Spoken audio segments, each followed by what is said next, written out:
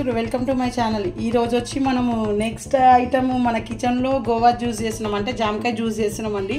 అది కావాల్సిన ఐటమ్స్ వచ్చి ఒక జామకాయ, షుగరు, ఐస్ క్యూబ్స్ అండి. ఇప్పుడు సీజన్ బాగాలేదు కాబట్టి నేను ఐస్ క్యూబ్స్ వాడతలేను, ఇష్టం ఉన్న వాళ్ళు ఐస్ క్యూబ్స్ వాడచ్చు. అది ఏ విధంగా చేయాలో చూపిస్తాను చూడండి. ముందుగా జామకాయని మొత్తం ఇలాగ కట్ చేసుకోవాలి, పైది లోపలున్న గువ్వమంతా తీసేసుకోవాలి. వేసుకొని మిక్సీ జార్లో వేసుకోవాలండి. మొత్తం జామకాయల లోపలంతా తీసేసుకోవాలండి. ఇప్పుడు దీన్ని మిక్సీ పట్టుకోవాలి. మనము షుగర్ వేసేసుకోవాలి. కూడా ఇప్పుడు వేసుకోవాలండి. నేను పిల్లలకు చల్వ చేస్తుందని చెప్పి నేను ఐస్ క్యూబ్స్ వేసేలేను.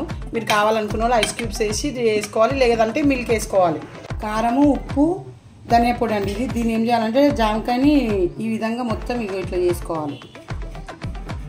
మనము మిక్సీ పట్టుకున్న లిక్విడ్ని ఏం చేయాలండి, ఇందులో వేసుకోవాలి.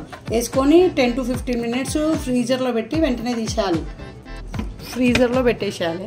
మన 10 minutes అయిపోయిందండి, తీసేసుకోవడం. ఇక నచ్చితే లైక్, షేర్, సబ్స్క్రైబ్.